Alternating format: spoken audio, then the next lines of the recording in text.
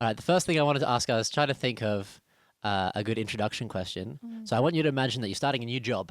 Okay. All right. It's very much the same job as the one that you're working now. So in Mhm. terms of the culture that you're used to, you don't have to worry about new culture or anything like that. Mhm.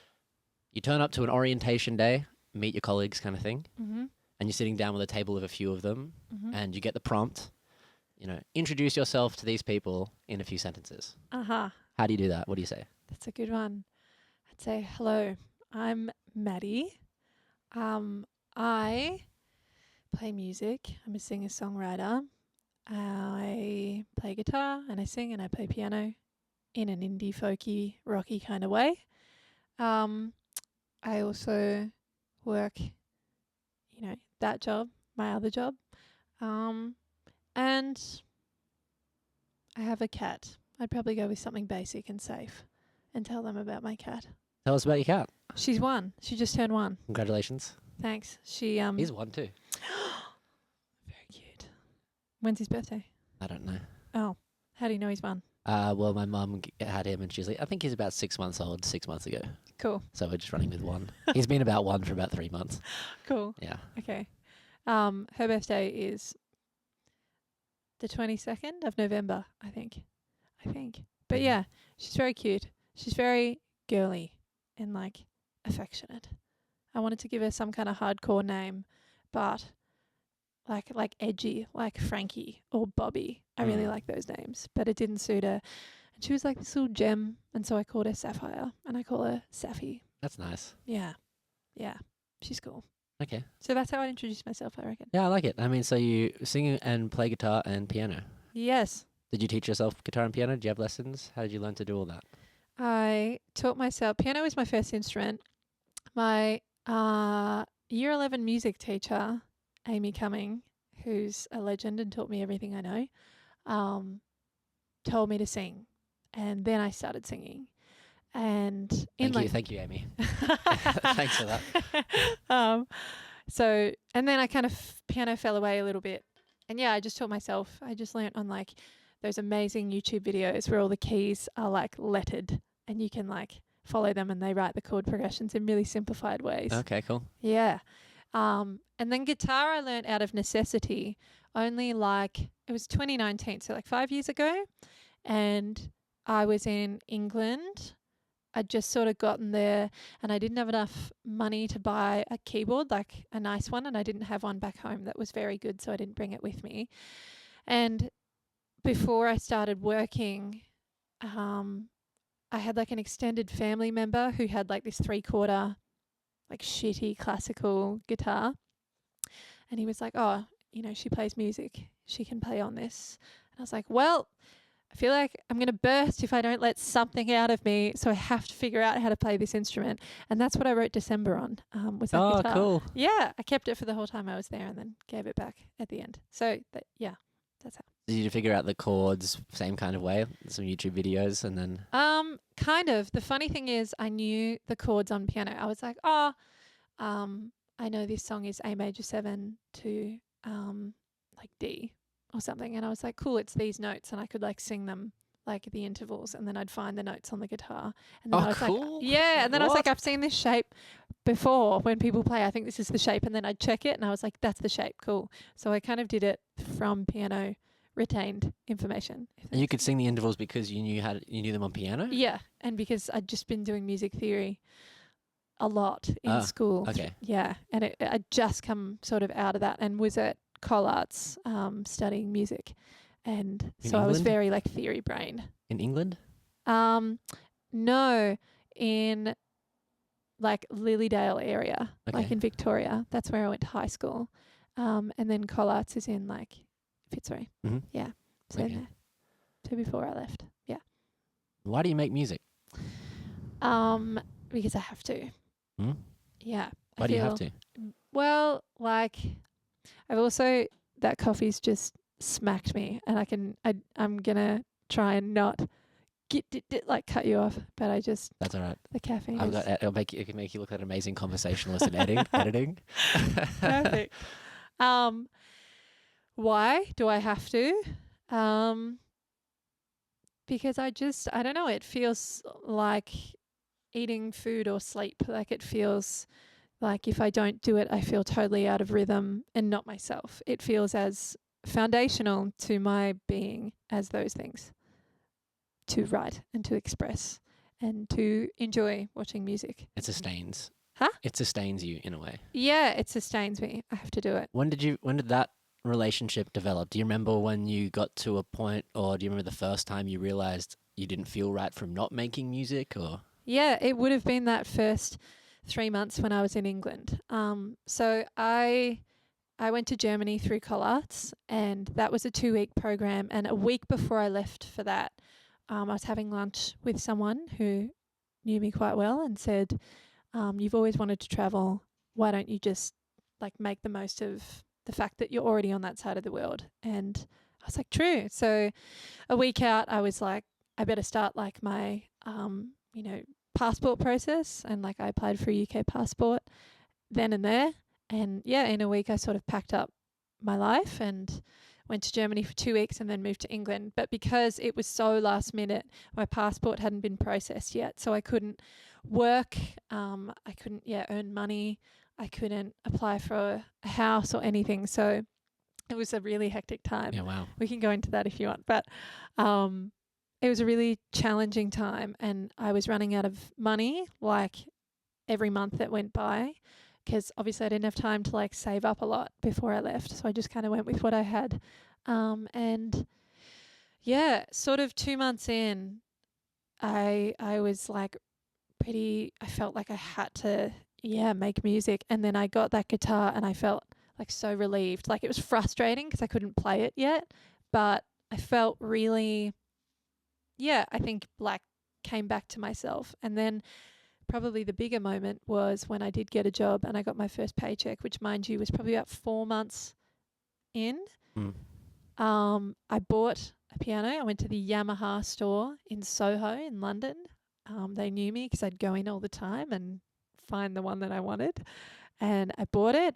I brought it home. There's packaging everywhere. I set it up as quick as I could, turned it on, opened the window, and I played Wrong Man by Matt Corby. Oh, Yeah. so good. Such a good song. Ugh. And I like playing the first chord, like, kid you not, I just cried. I was like, Wow. oh my God, like I just had not, like I'd been so out of my depth in so many ways, like having left my life behind and not knowing anyone over there yet. And then playing music, it felt like seeing someone that you'd known your whole life and you hadn't seen them for a really long time. It just felt like home, like a safety. Oh, that's beautiful. Yeah. So, yeah. So from Does a there, lot. this connecting with music in that way of like, this thing is, I have this kind of relationship with this that it is so close to me. And Yeah. I need to kind of continue on. Yeah, totally. Okay. So you have this kind of realization. Is it in that kind of moment, or when did you kind of decide, okay, I want to be pursuing music? Was that before that moment? Was that at that kind of time? Was it a progressive thing? It sounds like this is a familiar feeling to you. Oh, yes. Yes. Yeah, that's so funny that you're saying that, because I remember sitting in London in a house that I was living in, and I hadn't played guitar for ages, and I sat down and I remember playing just like single notes on the guitar and being like, same thing. I started crying. Yeah, Because I right? was like, this is just like the thing that this does is just so amazing. Yeah, Yeah, Yeah. that's so funny when you said that. I was, hey, that's so weird. totally. Same place and everything. Yeah. Just different instruments. I was in Streatham. Oh, true. Is that west? I can't remember. That's southwest. Southwest. I didn't get southwest. I was in Tottenham. Okay. I was straight up. Yep. Never Yep. got there. Hang on. Okay, so what did you ask? You were asking when was the moment? Yeah. How did you realize? I think there's been a few moments. Like I don't think there was. I think that's the moment I realized that this is like core. Like I have to do this in my life. Like if I don't do it, it's just not an option. Like I just, I don't know. I just always had to do it in some capacity. I think there was a moment where, and this is slightly different to what you're talking about, but I was like noodling around in my friend's apartment in London, and they were just watching telly, and I was like writing something, and I remember like leaving, and I was really frustrated because I was trying to show them what I was writing, but they were like doing their own thing. I was being like rude. And I was like, I want to show you this thing, and they were like, we're doing this thing, and I was really frustrated, and I felt like what I was writing wasn't like quite good enough, and I was like looking for some kind of like, I don't know, encouragement from them. I think I realized for a long time music was, we're getting deep, music was like a way that I felt like some kind of validation from others. And that switched that day. Like I left that apartment. I remember walking down the stairs and being like, oh, like your sense of worth and value is not defined on the quality of the music that you make. So it like went to a very deep level, and I made that separation then. So it's slightly different to what you're talking about. But this idea that like you can make bad art and you can make whatever you like and you can still be like a whole person. It doesn't define you. So that was one thing. And then the next thing was, I think this year I had a lot of like changes in my internal band makeup, and we've had a bit of a restructure, just like life had other plans for people. And that certainly, like adopting new people into the band, it motivated me because I now had more responsibility to try and direct that project. I think welcoming them in and like, yeah, directing the kind of creative flow of things. And that's really pushed me to take a bit more control and drive, because at the end of the day, like it is my project. And yeah, I guess, I don't know. I feel like there's definitely more little moments that I've had in between, but they were probably really quiet ones where I was just playing something by myself and it was like an internal, like knowing. But they're the bigger ones I can think of. Yeah, so you've got this kind of extended period, or your most extended period of not playing music for a while, and then getting to play it again and having that kind of realization of how deeply you connect with it. Mm-hmm. Then you have the separation of your sense of internal validation and the quality of the art that you make. Yep. So it'd be like you have a relationship with music that you know is fundamental to your art. Yep. But then you learn later on that whilst it's fundamental to who you are, it is not the fundamental defining characteristic of your life. Yeah, correct. That you are able to be a whole person regardless of the quality, or its quality isn't the defining characteristic. Correct. I think it's both. I think you encapsulated that really well. Like I just think, Ziggy, little puppies just had a little lick of my coffee straw. I hope that was yummy, bud. Sure it was. I might hold this. Yeah. Yeah. I think, I don't know, and that felt really big. I think it was like a really pivotal thing. Like I was surrounded by like some, talent, like left, right and center at Collards. There's so many musicians, great musicians that came out of that. Like Miguel Hutton is one of them. Vinnie Newen is another one. Gloria from Wild Gloriosa, and they're all like machines. They're so good.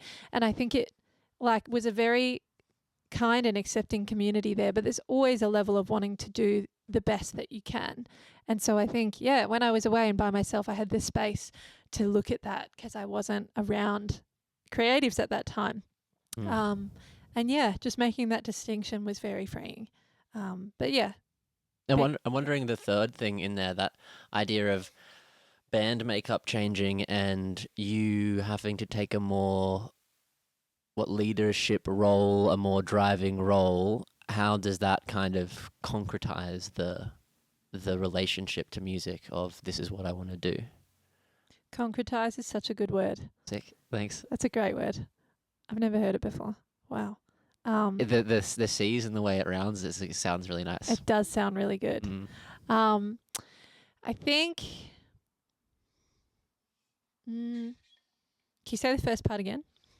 How did the change of roles in the band, that necessity of you taking more responsibility, and the driving, directing more, how does that add to this image of music is actually what I want to do?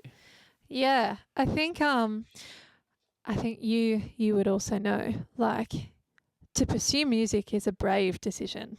Terrifying. It's like It's it's scary in so many ways, on a personal, a professional, a life. Like there's so much that goes on the line if you really want to do it. I think there's a reason they say it takes 10 years to create an overnight success. Mm-hmm. I think there's merit to that. Just because it is hard. It requires a lot of time, vulnerability, risk, money, all those things. And I think a lot of those are integral to creating a good life. And when you put those, factors all out there together, it can really affect, I guess the quality of life that you're living. And I think I just realized, like we said, it was so integral to my being to do it. Like if I don't do it, actually, you know what? I thought about, what am I going to think about at the end of my life? Mm-hmm. Like if I'm about to die, if I'm on my deathbed, what would I look back and be like, I regret that? If I never tried, I would totally regret my life. And that's so much worse than trying. Yep. I had this conversation with a friend from WA, and he gave the same spiel of, if you walked away from it and you didn't even get to the end of your life, right? Say you're 40 years old and you're sitting around a campfire, and some 19-year-old kid pulls a guitar out and plays a song, and you go, wow, that was really good. And then you remember that 20 years ago, that's what you were trying to do, and you let it go. Whoa. And I was like, that's yeah, scary. man, that's pretty scary. That's pretty scary for sure. That's really scary. Yeah. You got to pick your regrets, right? That was a quote I remember hearing from a Christopher Hitchens. In life, you have to pick your regrets. Yeah, totally. And I think I'd rather regret trying and failing. I don't think I ever would. I don't think I would regret trying and failing. Like if, I saw, I love her so much, Kat Edwards. I think her music is phenomenal, and I've loved the journey that she's gone on. And I saw her show at the Northcote Social Club the other day, and she was on stage, and she was talking about how this year she'd really reconsidered whether it was worth pursuing music. And there were many reasons, but one thing she spoke about was, as her career has grown, I think it's very easy to start to feel like you're in a bit of a rat race. And like she said, no, like I realized that it's not about how many numbers or when the next single's coming out or the next album, or am I going to do a tour, or, oh, I've supported that person, so now that looks good. She was standing up there and she said, it's about this. It's about me playing music with you and you enjoying it and feeling something, because that's why I love music. And I was like, yeah, I think if I can achieve that in some way, then I think I can die happy. But it's really easy to forget. Yeah, absolutely. I mean, this comes on to my next question of, what is success for you? Yeah, great question. Success. I mean, I definitely have some tangible goals in mind. Not to any kind of strict timeline, but like a vague one of like things I'd like to do, and places I'd like to play and things like that. Do you feel open in sharing them? Yeah. I'd love to play music festivals. I think that's a really big one. Any in particular? Yeah, I'd love to play Lockhart one day. I don't even know what that is. It's amazing. Yeah? It's in Princetown. It's on the way to Warrnambool, and I've been for a couple of years, and it's just run by this guy, Jaden, and like a small team, and it comes from such a good place of just wanting people to connect and valuing good art. And I've had the pleasure of like volleying there and my friends playing, and it being a very connected, minimal egoic kind of place to be in. So Lockhart, I'd love to play Queenscliff. And then, I guess beyond that, things like, I went to Falls Festival when I was like 18, 19. I think it'd be a nice full circle moment to do something like that. I could see Maddy Petch band playing Falls, for sure.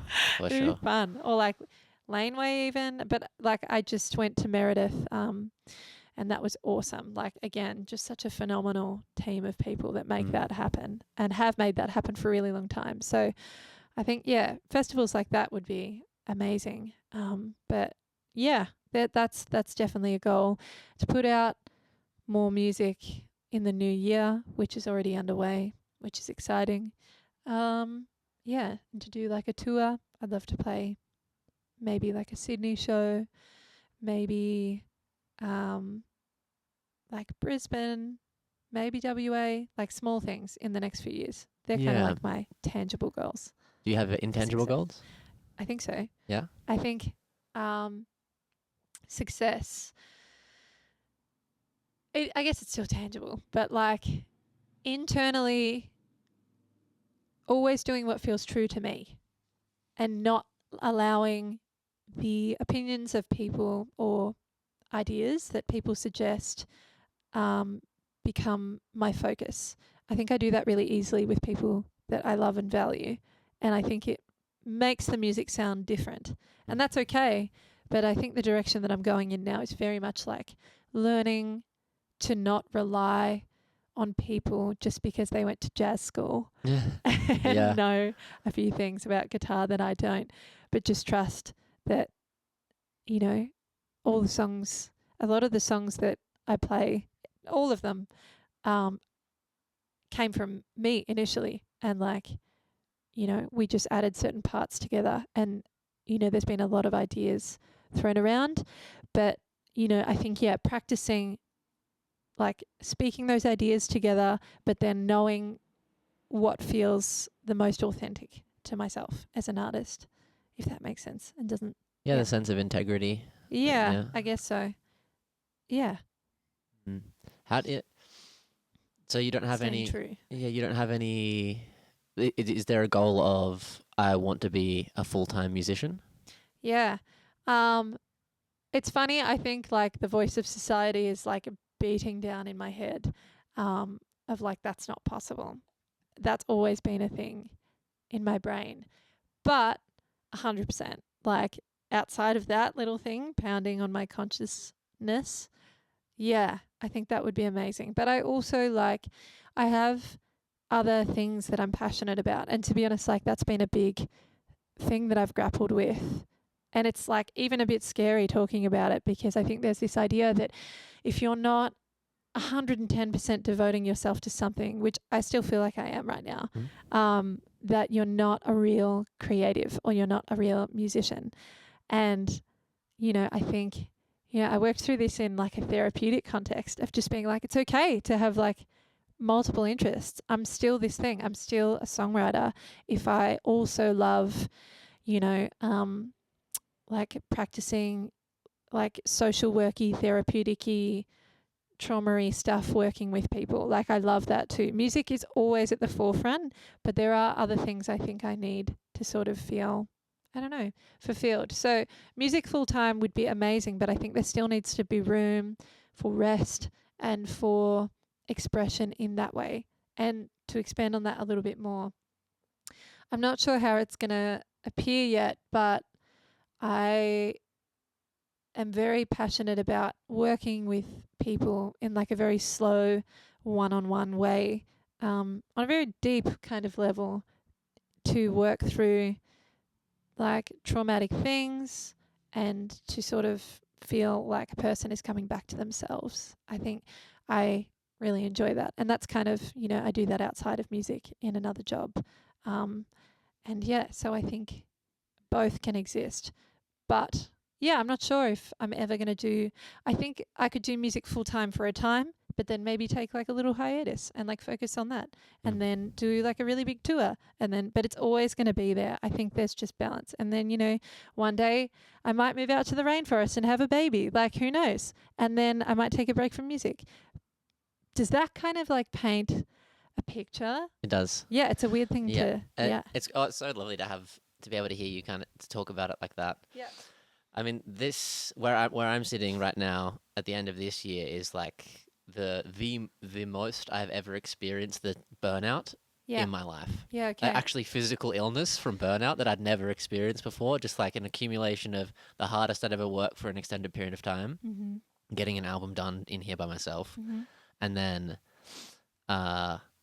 like as I was last weekend, it was just 3 nights of bad sleep, and then just like fatigue, illness from that. And then today is probably the best I feel after that period. Yeah. But in that period of working super hard and trying to make the album and so on, I have totally lost any kind of sense of why I am doing this and why I'm making music. Yeah. And I have that kind of pull of there are so many other things that I'm so interested in. Yeah. And, you know, how do I balance the idea of I want to have success in music in which I can earn money off music and this can sustain me when it's so unlikely that that would work unless you put everything into it. Yeah. Totally. I had something I'm trying to remember. Oh yeah. I once heard this quote that was like,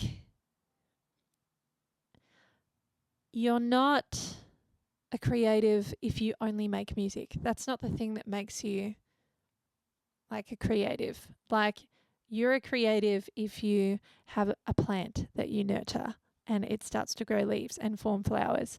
And you're a creative if you look at a rose bush and smell it and think, oh my God, that's a crazy magenta.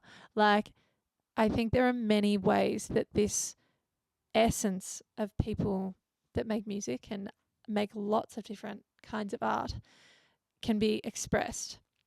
But there is this pressure of exactly what you're talking about. Unless you're pouring everything into that one thing, then you're not a creative and you're not a real musician. But you 100% are. Like, I watched this series, Daisy Jones and the Six. Have you seen it? I'm obsessed with it. Okay. I go back and rewatch it like a few times in a year, I reckon. It only came out like maybe last year before. But it's so cool, and it's loosely based on like Fleetwood Mac's kind of story of how they came together.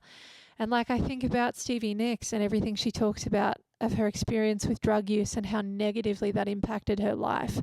And I was like, it's not an uncommon thing for people who are doing it and touring like crazy to need some kind of substance or some escapism to get through it, because it's not natural to be under the pump so much. The other thing that I think about all the time is we now collectively do music in a really weird way in society.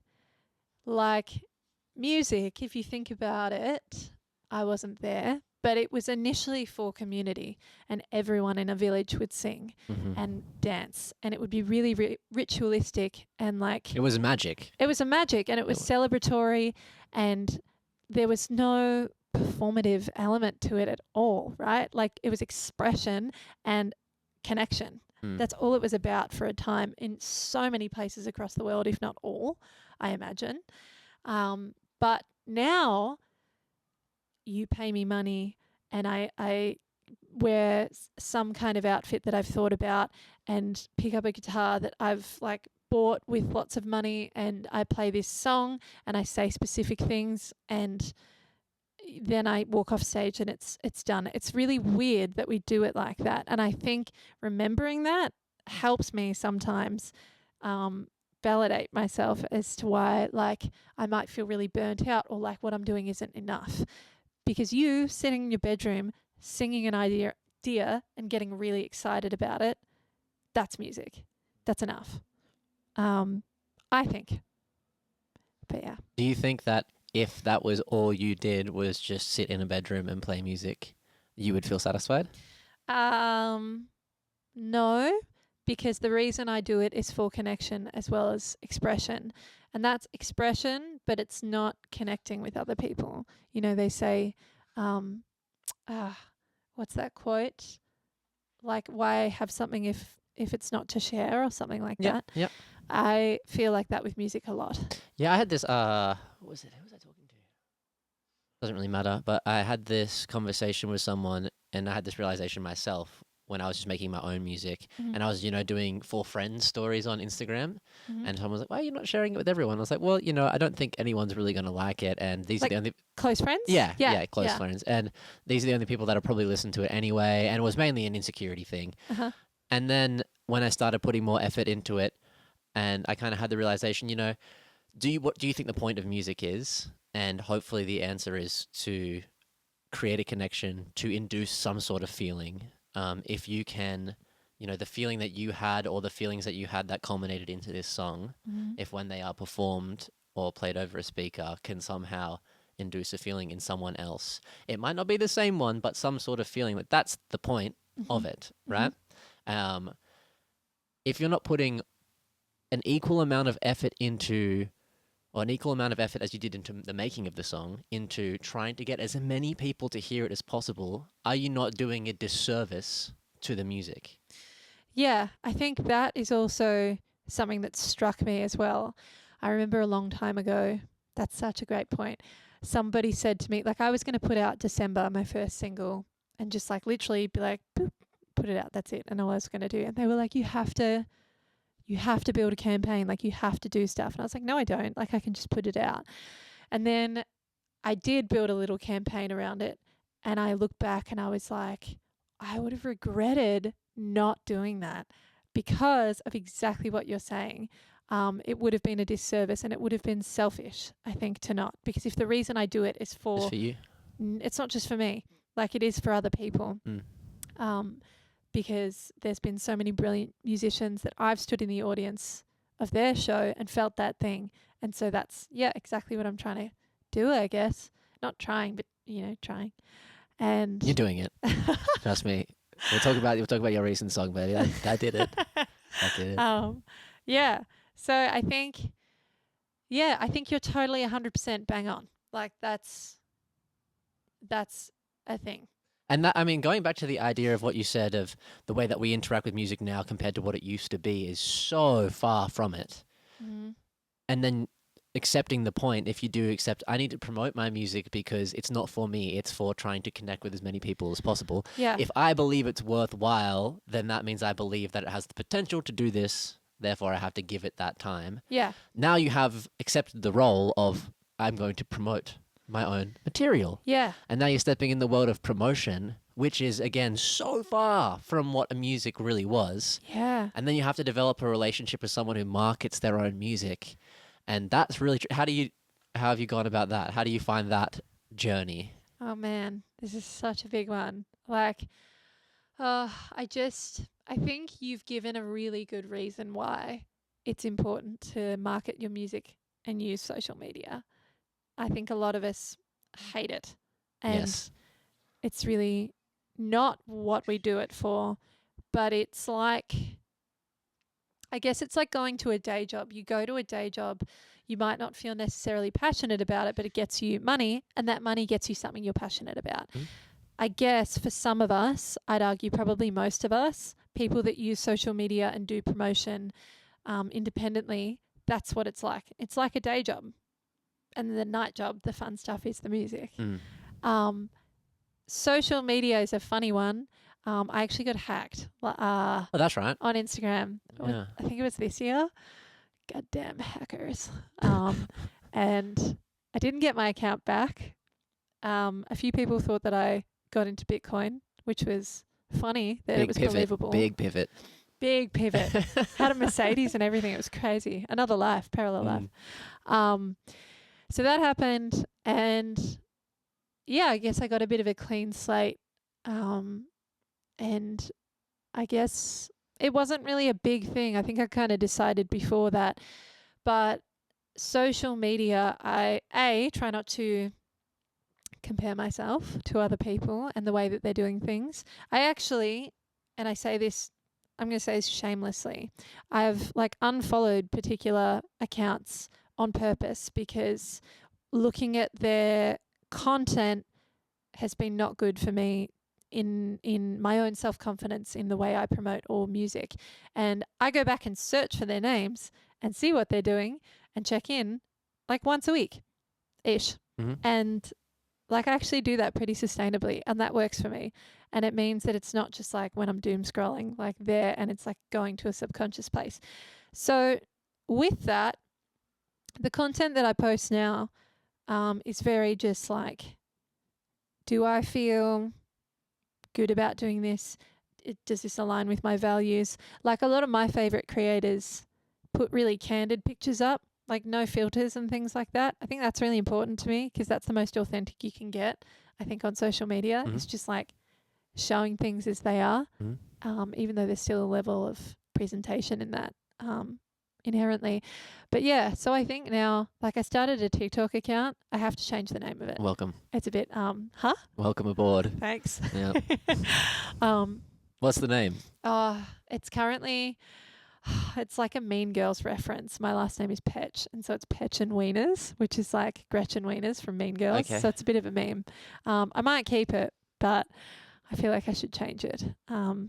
Yeah. Why? Why do you feel like you should change that? Because I guess we're unpacking some stuff now. Hey, I feel like I should change it because there's a level of like, don't take yourself seriously, but take your art seriously. And I'm like, is that taking the piss out of your art? You know, something to think about. But I still think it's been a fun name. So on there, I just post like silly things, and like it's just like I post if or when I feel like it, and it's like that kind of space at the moment. But I think there's a level of responsibility in music, and I'm like rambling here, but to promote your art. And so whilst I still promote if or when I feel like it, I still have certain like rules in place in my head of like, cool, a week out from this thing, you're going to put a post up about this, or 2 weeks from that thing, you're going to put this kind of content out. I don't know. I heard that quote a while ago, don't take yourself seriously, but take your art seriously. And I think I'm all about that. So, that's great. Yeah. Yeah. So you haven't done deep dives into how to make the algorithm work for you? Have you done how to get playlisted on Spotify? What to write to the curators? Have you done all that? I've done a little bit of that. I definitely will be doing more, I think, with music coming out in the new year, because there's going to be a bit. And again, if I didn't, do the due diligence of that work, I think I would regret it. So I will be looking into that. Yeah, I hope you do. Yeah. For sure. Yeah. Right, the new single. Yeah. Rented Boyfriend. Yeah. Why this? So I've seen you play quite a few times, and you have a whole host of incredibly catchy songs that are great. Why this one? I think we started working on that song like nearly 2 years ago, to be honest. And like a lot has changed in the band makeup since then, and trying to encapsulate my sound has been a process over that 2-year period, or nearly 2 years. And so it's just the one that I picked after December that was the most ready to kind of capture. But I put it out because, it was the one that I picked, and it was the one that was closest to like finished. It was the one that I was happy with. No real rhyme or reason, but I think there's a little bit more of intention with future stuff. But that one was just the one that was ready. And to be honest, I put it out and there was a level of catharticness of like letting go of, I think, what that song was about and what it represented in the story that it tells, and letting that go. That was a really nice feeling. So yeah. Yeah, what can you say about the song? How did it come to be? What is it about? Yeah, just the wrong fucking dude, man. Yeah. Yeah, ouch. Ouch, that song is a fucking ow. Yeah. Listening to it like, I remember showing it to someone and they went, I'm so sorry, Maddy. It's like, we both sitting like, ow, this sucks. Yeah. Yeah. Big time. Totally. But I mean, hey, if you get music out of it. Yep. Not so bad. Not so bad. I guess. Sure. One foot in front of the other. That song. Yeah, actually, how I was saying, like before I was noodling around in my friend's apartment, I started writing that song. That's what I was noodling around, was writing just like that chord progression and singing the first kind of iteration of the melody of the verse. And it was about, one of the guys that lived there. We all worked in a restaurant in London when I was over there, and yeah, he was on the bar, and I was like one of the servers. I was a terrible server. I lied to get that job and said that I'd been a waitress before. Hadn't. Nearly got fired. That's real information. But then picked up slack, and yeah, we're here. But yeah, I think crazy experience. I'd just been in two, not at the same time, but like two healthy long-term relationships. And when I got there, I met this person, and I think there's like this idea of a twin flame, or like that kind of idea of like someone being your mirror, and like loving them so deeply, but also like hating them with a passion, and they bring out all of your worst. Like I've never loved someone so much, but also fought with them so intently that I didn't even recognize myself anymore. Yeah, wow. And yeah, COVID happened, and I got to a point where London was like barren to walk around, and it was really weird. And then I got on a flight back home, and I haven't been back there since. And yeah, so we parted ways shortly before I left. But it was a very, very intense experience. I've never felt like that with anyone before. And I'd wonder if there's a universe where maybe we aligned and we were able to be together, but I think it was a massive lesson. Thanks, Ig. It was a massive lesson in this one, about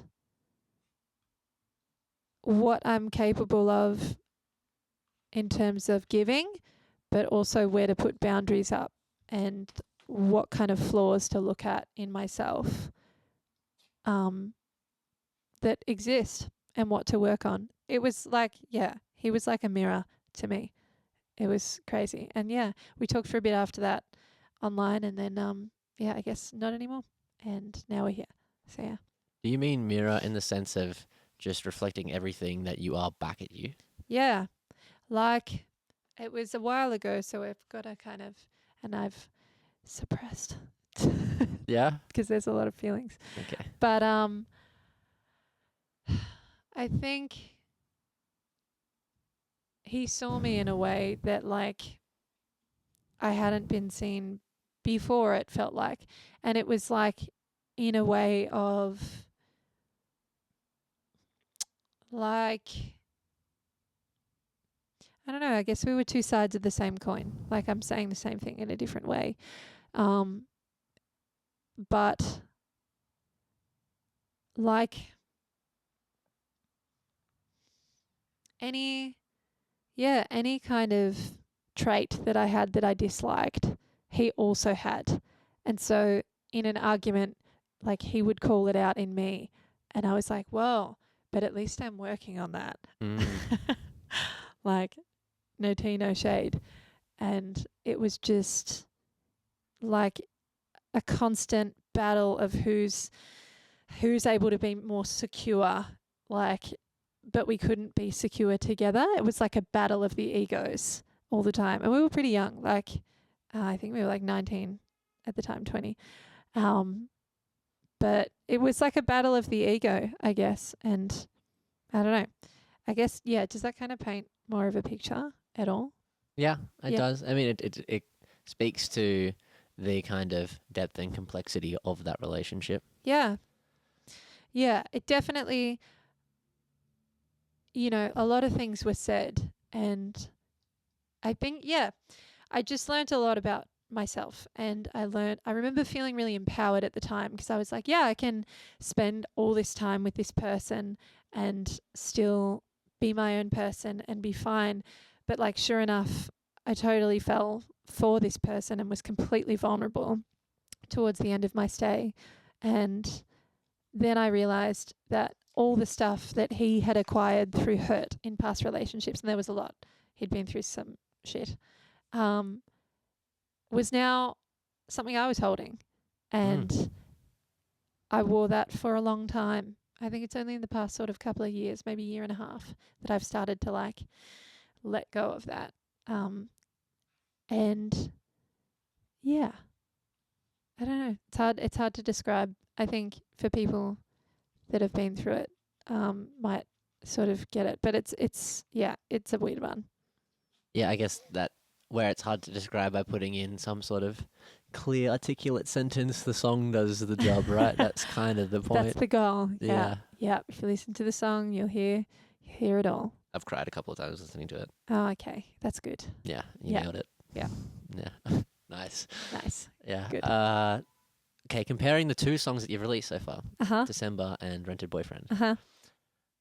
how do you see them as different in terms of when you wrote them, when you listen back to them, what they're about? Yeah. December I wrote whilst I was over there. Like, start of my trip, I started writing that riff. And then I finished it with my now drummer, Miguel, and my friend, Sarah Lena. We pieced some of those chords together and finished it. And then, that was the song. So I started it in England and then finished it when I was back in Melbourne. So it was kind of written over like a year and a bit. And that's when my band started to form, when I came back to Melbourne in like 2020. Yeah. And Rented Boyfriend, I started writing it over there as well. And it was only once I came back that I continued writing the lyrics. There were so many iterations of that song. It was called Until for a while, and I was like, whatever, that's just going to live as that little temporary name, and we'll figure out something eventually. But yeah, there's so many versions of it. There's so much I felt like I wanted to say. But yeah, when we started jamming it out with the band, it got a little bit more form, I think, in terms of verse, chorus, bridge, chant, all that kind of stuff. So yeah. Yeah. Listening to the two, I mean, it definitely was thinking today when I was just listening to them again, walking around, that to me, the Rented Boyfriend sounds like an older you. That's funny. Like, as in like older in age or like prior? An older in age, as in more life experienced Maddy. Okay. Then December? Yeah. Totally. Yeah.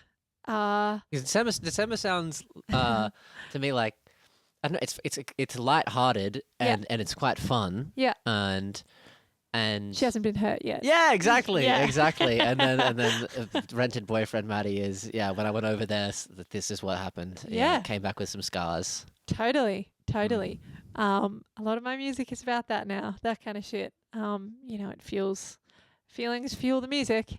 So yeah, I guess you've nailed it. That's kind of how I feel. December, I was pretty young. I was really like swept up in being overseas and like life isn't real. Like it wasn't real. I was just like working in a restaurant, meeting all these people all the time. I was such a yes man, and I definitely take a lot of that with me today. But I think there was like no groundedness and routine. Like I went straight from turning 18 to pretty much like I studied for like a year in Melbourne and then like still lived at home and then moved out overseas. And so I think I'd never lived like in routine as an adult yet. Like I didn't really know or understand what life was. Yeah. And it was really weird for me to come back. People had moved on, got other jobs, started pursuing music seriously. And I was like, I'm a year behind. Like it feels like I'm many years behind all these people in very tangible ways. But that trip for me, I've always said, kind of feels like 5 years growth in one. Like a lot happened. Lots of great stuff and crazy serendipitous stuff and some really intense things like meeting that person and, all those feelings and some really like real life issues and challenges. And I came back different, I think. And I think that's just like the thing that happens with traveling. But it bleeds into the music, I guess. Yeah. That goes into this question that I was wanting to ask you is how do you think that travel has influenced your music? Yeah, I think it's helped me. I didn't even think about that, saying that. That just came out. So there you go. That's truth. I think it's helped me. Yeah. I think. Helped you what? I think it's helped me understand who I am a bit better and know how to express that clearer through songwriting. I only started songwriting when I was 18, I think, properly. I actually had to, I'll never forget this day. I wanted to enroll in the songwriting course at my uni, and I was currently in the vocal ensemble. And Jessie Hooper, who's the head of music at Collards, said, okay, you need to write a song if you want to be in the songwriting stream. And I was like, oh, I have one. I have just written it. It was like this 6/8 like thing that's never really seen the light of day.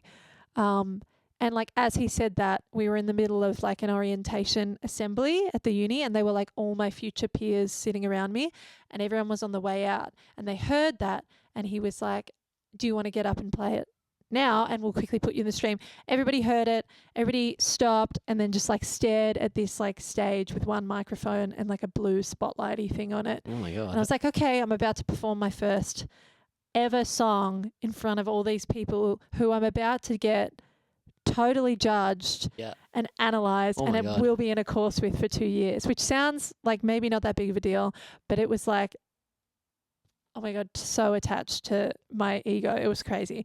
And so, yeah, I played the song, and then he was like, cool, you're in. And I was like, okay, nice, cool. And so that kind of got me into songwriting. Yeah. But I think traveling after that definitely like helped me, be able to express things. And I went through experiences, and now, I feel like I can express stuff a bit more articulately. Ish. Yeah, I like what you said before, that life didn't seem real. Yeah. I remember I had this conversation, I talked to people about this a bit, that, you know, the people talk about like a certain age in the developmental period of a human being where they become self-conscious, right?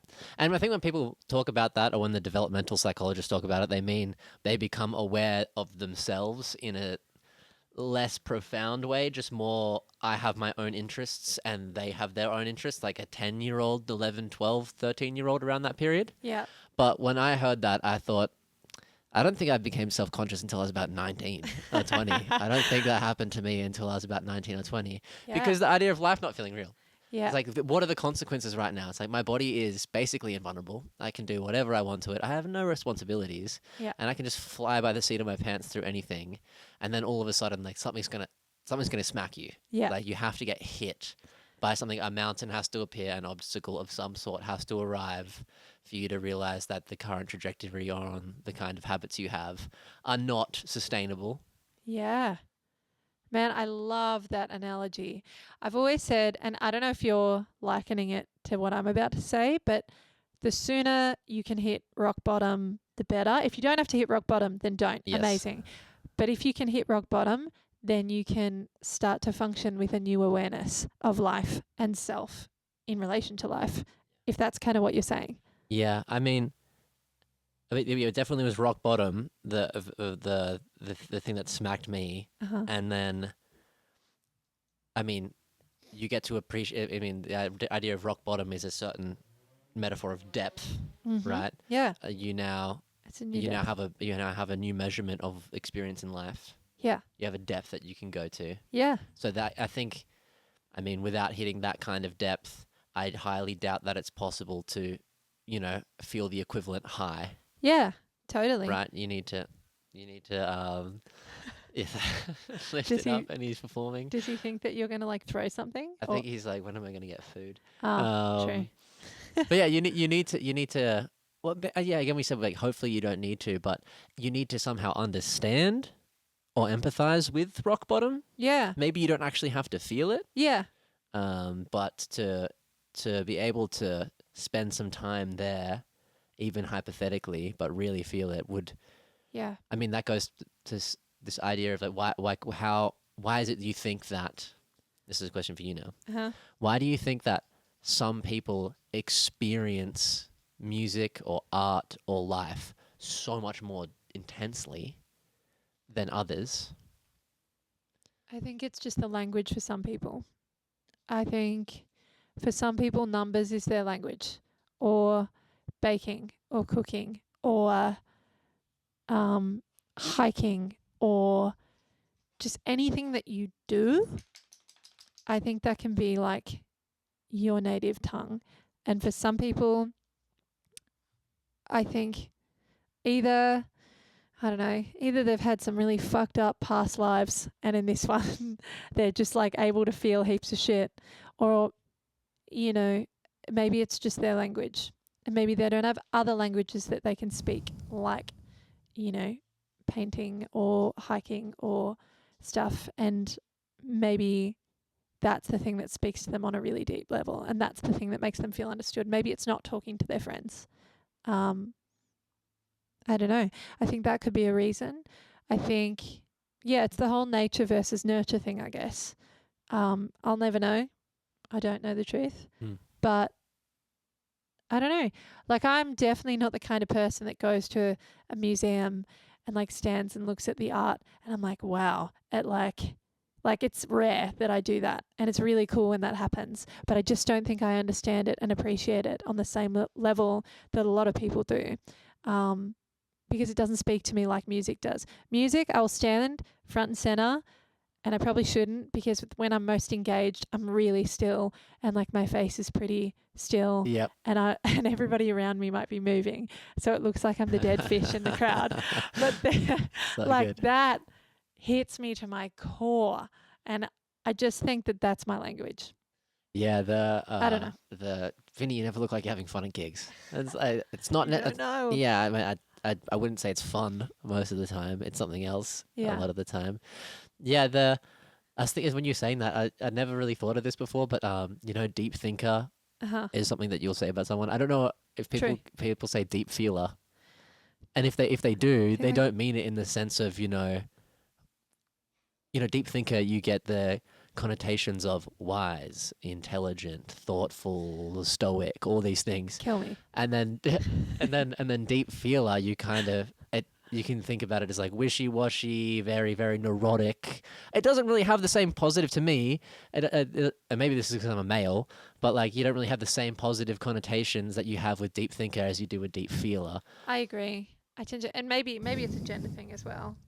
But yeah, I think deep feeler implies that you're not able to conceal those emotions to function within the society that we do, the way that it asks you to. Yeah. And so therefore you're an outcast. Yeah. In a way.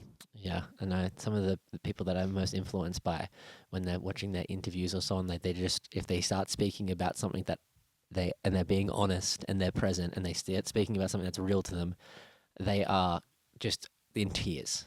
Yeah. And it's like, there are millions of people watching this, man, and you are crying your eyes out. But that's just how they are. Yeah. Yeah. True. And I think that's really real. And I think there's a time and a place for that. Like, it might not be on live television where you have like a 15-minute slot. You might need to like contain it a little bit, but I think you can still be honest and authentic and real to you. I've like nearly cried on stage multiple times. I have a couple songs that if I think about them really and what I'm singing whilst I do it, I probably won't make it through efficiently, or successfully, whatever you want to call it. I saw this artist play just by chance from Sydney. They came down to Cactus Room, Allardyce. Yeah, okay. You ever heard of? No. If you ever get the chance to see this band Allardyce, they are so good. Yeah, it blew my mind. This like Stevie Nicks, Florence and the Machine, Hosier, folk rock, blues mix. Sick. And the voice is just crazy. But one of the things that I thought amongst the absolute massive amount of things that you're feeling and thinking was that this female lead singer, they had the ability to seemingly drop into the song so well, and you could just see them wearing it. And then at the end of the song, when you're like, that was that was very intense, they would be down there, and then they'd turn their eye up, and they'd bang cheekiest smile, and it just snap out. Whoa. You go, I have never seen someone pull that off, where they just can sink into it. And I asked them, they're 20 years old as well at the end of the show. But the ability to really wear it and it not break your performance, only enhancing it, and then to immediately step out of it in this playful, fun way. Yeah. Think about it. I've seen you do this. There's a song that you have. like, I'm gonna butcher these lyrics, No, it's but okay. the idea is like, it's like I'm not here to love you or help you, brother, or something Ah, like that. Elliot's It's song. the opposite of that. What I just said. It's Yeah, like, yeah, yeah. It's okay. but that song I've seen you. I remember at Ringo Bar, you were performing that in particular, and it's Yeah. like so sad. That song Yeah. is heartbreaking. Yeah. And then you get to the end of it, and it's quiet, and the whole room is quiet. And then there's Maddie goes, breath in, smile, and kind of like, hey, remember we're all here to have fun. Let's not like get too carried away with it, or whatever it is that smile is conveying. Yeah. It's so good. It's Yeah. so good. Hey, thanks. I think it's practice, and I think it's consciousness and awareness of the place and where you're doing it, and the context that you're in. I think it's something I want to practice more for sure, with a lot of these songs, moving forward, because they can be intense. Outside of other people's music, Is he chilling? Yeah, he's just chewing on my drum pillow. Ah, That's fine. so kill it. Yeah. Yeah. Outside of other people's music, Yeah. what do you think has had the biggest influence on your music? Well, that's a cool question. Other people's music. I guess, like a lot of songwriters would say, my experiences, I think, have had a big impact on my music. Yeah. I think, and maybe like the more I learn on guitar, the second I learn a new chord, like I'll use it in a song. And, it's hard to not draw from musical inspirations and things like that. But like, even I just, only just started playing like riffs, and licks on guitar like last year. And so like writing more of those now in stuff is really cool. And I think that will obviously shape the sound based on what kind of chords or style you're playing in. Yeah. What about your first? This is a cool question. What do you have a first memory of music? Yes. Really? Yes. Cool. Not like, it's dancing. It's not. Yeah. So when I think I was like 4, my mum put me in ballet. You're 4? Yeah. Nice. Maybe I 4. did tap. Huh? Tap dancing for me. Yeah, sick. Maybe it's a rite of passage. And I hated my teacher. I thought she was horrible. I thought she was like Trunchbull of ballet. And Mum was like, get over it. I lasted about a year, which I think is a good effort.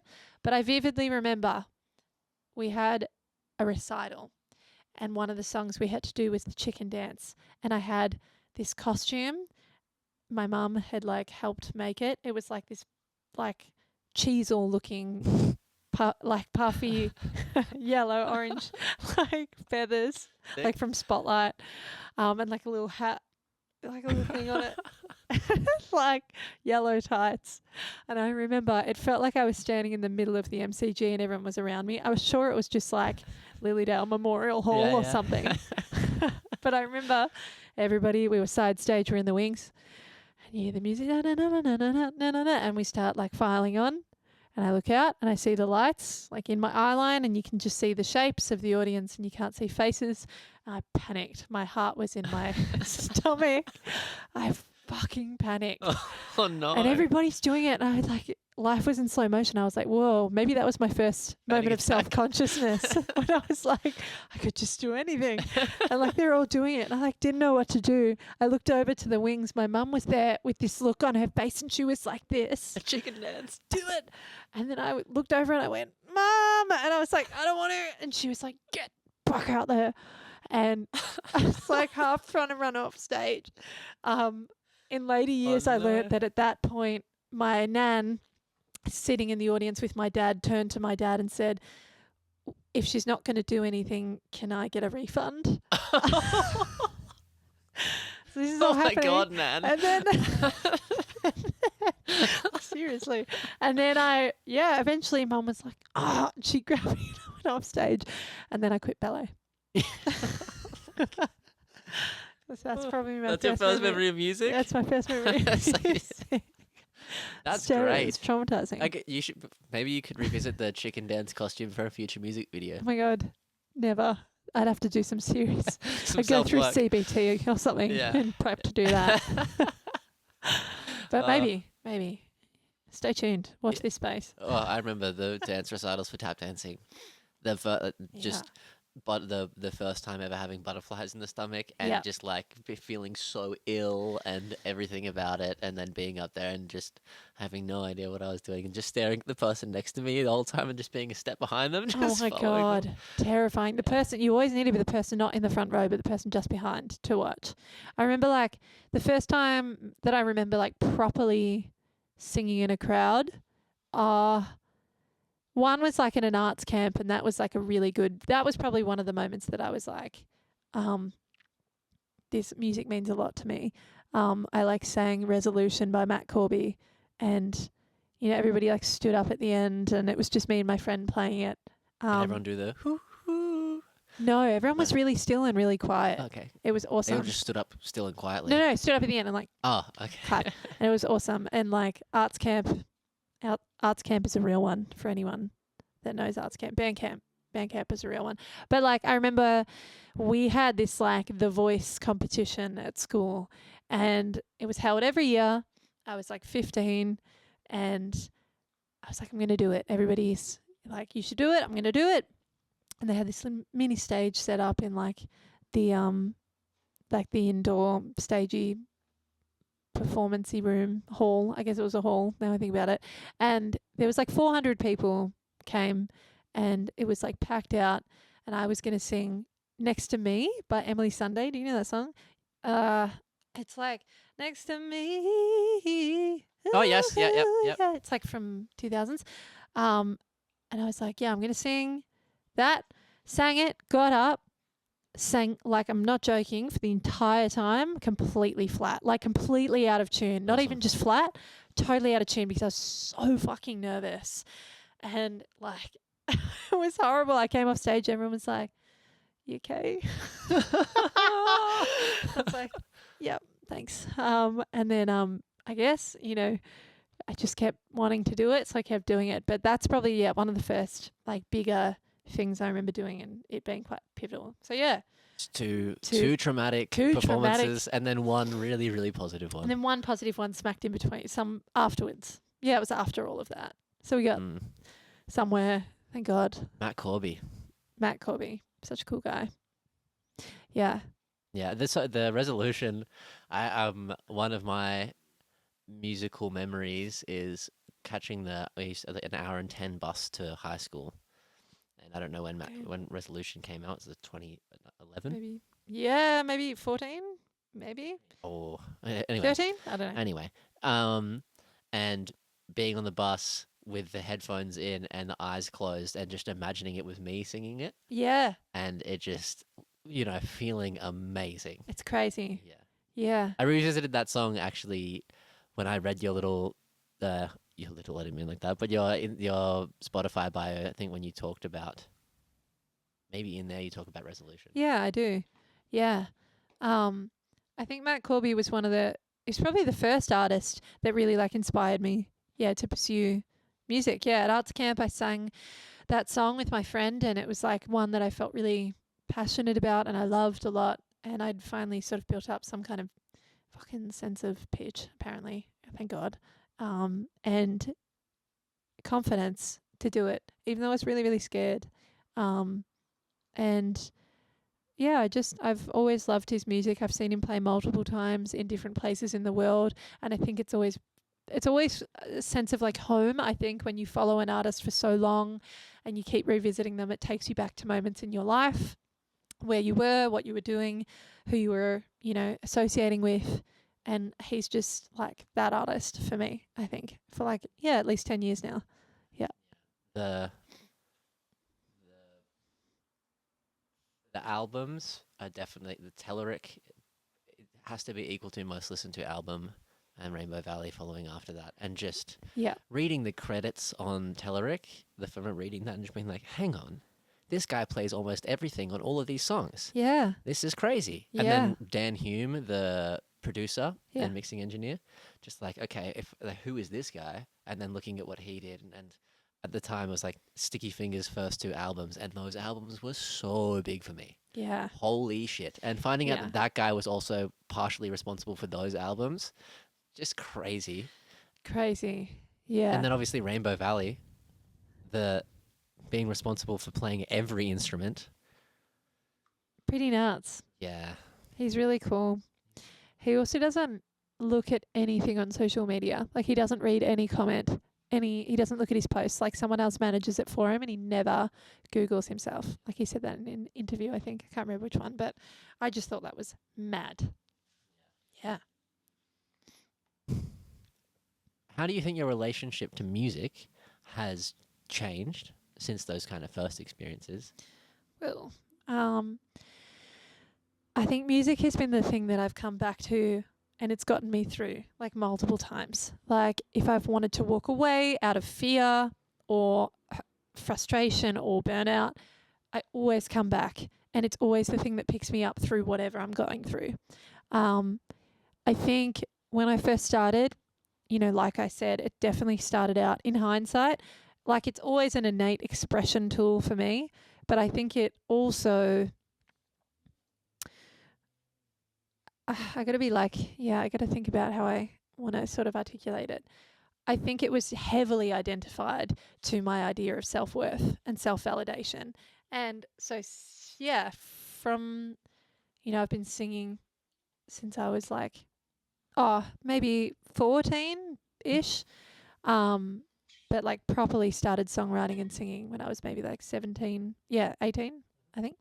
And then, when I was about 19, that's when I sort of, made that separation between like my ego and my soul in a way. Like, I think your soul is just the shit that like feels so natural and like home to you, and it's the things that come out. But your ego is what's created from your experiences and the environment that you've been conditioned around growing up. And so I think that had a really pivotal point, because it allowed me a lot more freedom to like, because I was no longer affected by the outcome of a song and what people thought of it. I was like, okay, now I can look at something and put it to a band, and if they think it's shit, they'll tell me, and that's fine. And then I can say, I think you're wrong, and we'll do it anyway. Or I say, I think you're right. Let's change it and fix it. And that's such a powerful place for me to be in. I think I am a deep feeler and a deep thinker. It kills me. My parents say it all the time that I'm an overthinker, and a palm reader said it to me once. Everything else he said was bang on. So, Tim, if you're listening, thank you. You've unlocked things for me. Tim's palm reading. Tim's palm reading. He knows what's up. But I think it's just, it's like it's a healthy vice. Like, if I'm having a shit day and I haven't played music that day, I'll be like, you should play some guitar. And I'll play guitar and I'll be like, I feel better. Nice. Yeah. So I don't know. That's a winded answer to your question. But I think just being able to witness it and it not be like something I identify with in terms of the way its outcome and the way it sounds affects me. Like, I can just do it, witness whatever that is, and then walk away. But it still feels, totally authentic to me. So that's probably the biggest change that I've noticed. And also just a commitment to it, to be honest, and deciding, like we said at the start, that I'll do this for as long as I live. And if I don't, there's probably a good reason for it. But from what I can see, I'll do this forever. And I always want to try and get better and do it with people that I feel are good people. I think it's really important to me. Are you satisfied with? So you don't have the kind of external validation anymore. You're not looking for that. No. Are you waiting for a sense of internal validation of, I think this is good now? Always. Yeah? Yeah. I think also, I think it's a practice. Like, the external validation thing is a practice. For me, at least, it's like, I think I've been like mad unpacking this year of like deciding, what am I trying to say? Like, I think in personal life as well, like, and setting boundaries and stuff like that. But I think it bleeds into music too. And can you say the second part of your question again? So you don't no longer looking for external validation or relying on that. Oh, but internal validation. Yeah, and you're looking for it. I think this is good. So that's the kind of validation you're looking for. I don't think I look for it. I think the second I look for it, I kill the song. Like it's I've put pesticide on it.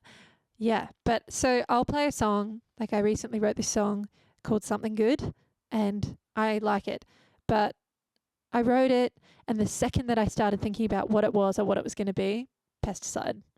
But the more that I was just like free flowing singing, you know, people talk about being in a flow state. I think that was the more that I could tap into that. That's when I feel good about my songs. Is only ever if I write from that place. If I write it from a place of allowing what someone else thinks to come into it, and maybe that doesn't, it's never going to feel like authentic to me. But that's okay. That's okay. Those collaborations can happen. And I love the work that comes out of it. But when I'm thinking about my own stuff and what comes from me, I never try to think about it being good enough. I'll just write it from a place of a flow state. If I notice that I've stopped coming from that place, I'll stop playing or like take a moment and then come back and be like, don't think about that, just keep playing.